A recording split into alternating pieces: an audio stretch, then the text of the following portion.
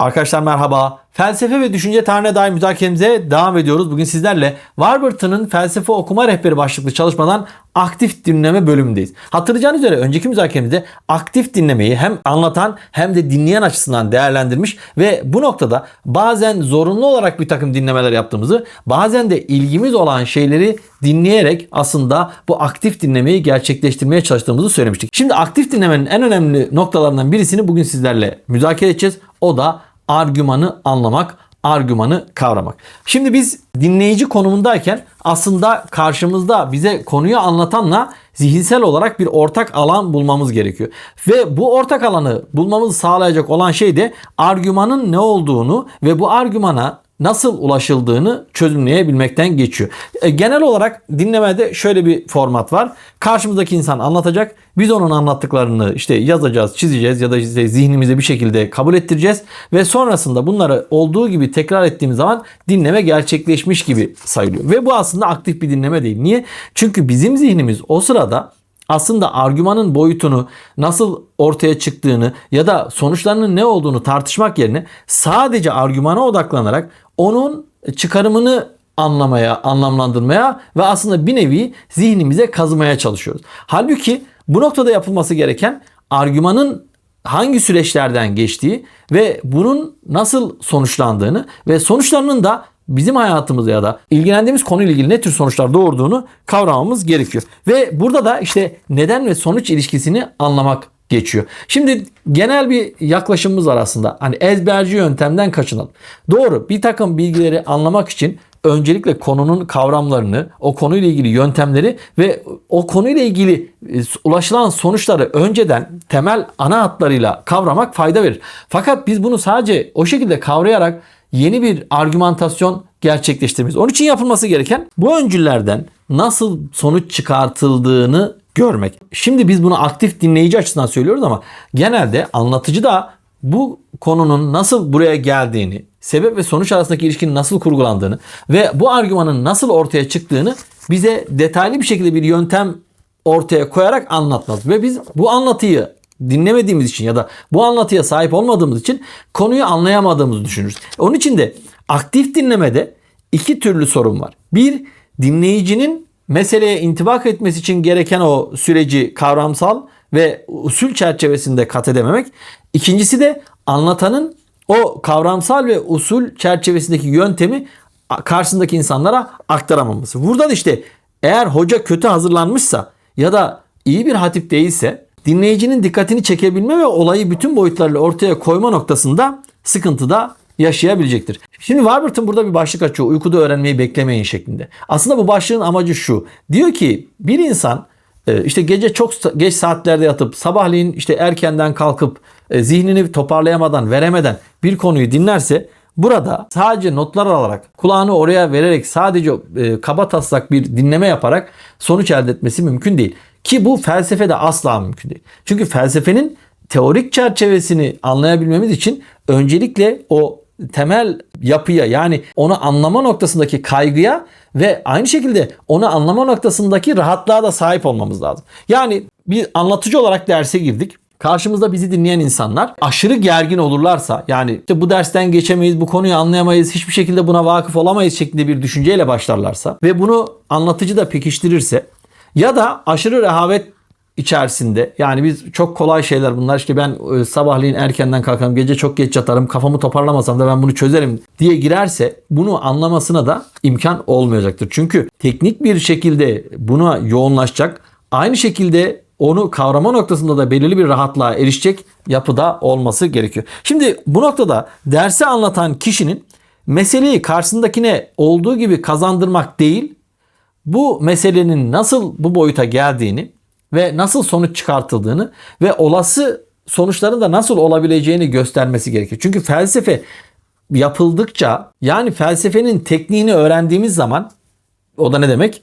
Nasıl yapıldığını öğrendiğimiz zaman o diğer kavramlar, argümanlar peşi sıra kendi gelecektir. Niye? Çünkü biz sebep ve sonuç arasındaki ilişkiyi, iki olay arasındaki ilişkiyi çözümleyebileceğimiz için artık anlama tekniğimiz çok daha hızlı ve aktif dinlemeye de geçecek bir ilgiyi de içimizde bulabileceğiz. Bunu Warburton nasıl örneklendiriyor? Araba kullanmayla örneklendiriyor. Eğer işte hiç araba kullanmamışsanız direksiyon başına geçtiğiniz zaman çok korku ve panik içinde olabilirsiniz. Ama şunu fark edersiniz. Sürdükçe aslında zihinsel olarak yolu kavrama, aynaları kavrama ve sağından solundan arkandan gelen araçları, trafikteki unsurları, yayaları görmeye başlarsın. Ve bu sürekli olarak yapıldıkça sen fark etmeksizin hem araca hem yola hem de trafiğe alışırsın. İşte bu aynı şekilde Warburton'a göre felsefe yapma tekniğinde de geçerlidir. Eğer biz kavramları yavaş yavaş öğrenmeye başlarsak, kavramlar arası ilişkileri çözümlersek, argümanın ne olduğunu ve bu argümanın diğer argümanlarla nasıl ilişkilendirildiğini,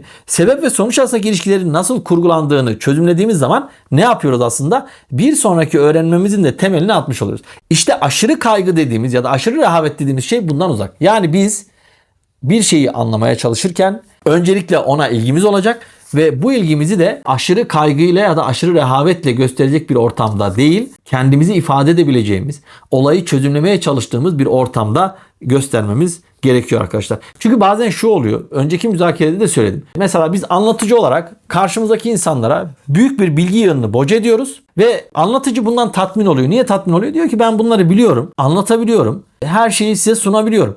Tamam da karşımdaki insan bunu anlamadıktan sonra senin onu anlatmanın bizim için bir önemi yok ki. Niye yok? Yani sen anlatıyorsun ama sen zaten biliyorsun bunu. Ben seni niye dinliyorum? Bunu anlayabilmek için dinliyorum. Eğer ben bunu anlamıyorsam o zaman senin orada bana bunu boca etmenin, üzerime yüklemenin hiçbir anlamı kalmıyor. Bu yine iradi olan şeylerde, yani panel, sempozyum ya da işte yüksek lisans doktora gibi uzmanlık gerektiren alanlarda diyelim ki işte karşımızdaki insan bu alana çok ilgili ve biz bunu ona kazandırmaya çalışıyoruz ve benim kazandırma yöntemim de bu. Tamam, orada yine diyelim ki irade var.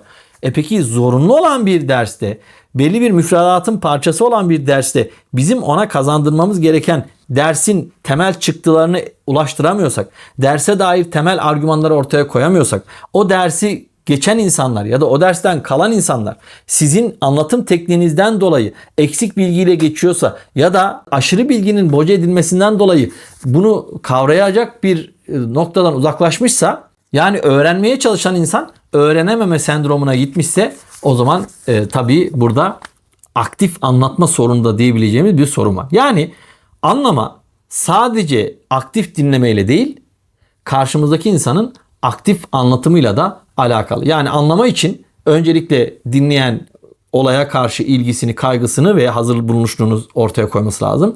Anlatan da aynı şekilde eğer bir konuyu anlatıyorsa bununla ilgili işte zihnini toparlaması, karşısında bulunan insanların durumunu anlaması ve onların durumuna göre konuyu açarak aşama aşama, basamak basamak yükselterek konuyu vermesi gerekiyor. Eğer bunu verebilirse hem karşımızdaki insan daha çok rahatlayarak anlama eşiğini açacak ve bir sonraki işte merdivenin basamağına tırmanacak. Hem de biz işimizi yaparken daha kolay bir şekilde karşımızdaki insanlara ulaşmayı başaracağız. Bu hem dinleyen için hem de anlatan için aslında en önemli ve en özel nokta, belki de altın nokta diyebiliriz.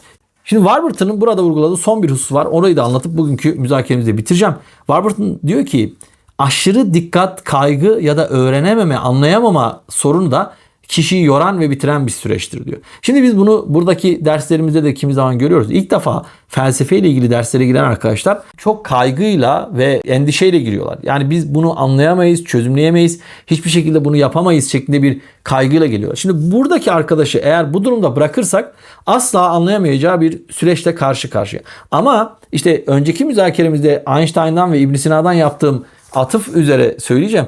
İnsanlara biz bir meseleyi anlatarak onu bir üst basamağa çıkartabilirsek anlama noktasında, özellikle felsefede ve bu anlamayı sağladıktan sonra bu anlamanın yöntemini gösterebilirsek, yani işte balığı değil de balık tutmayı öğretebilirsek, o zaman felsefe zevkli bir hale geliyor. Çünkü insan hazır bir fikri alıp tükettiği zaman tükendi. Yani bir yeni fikir yok.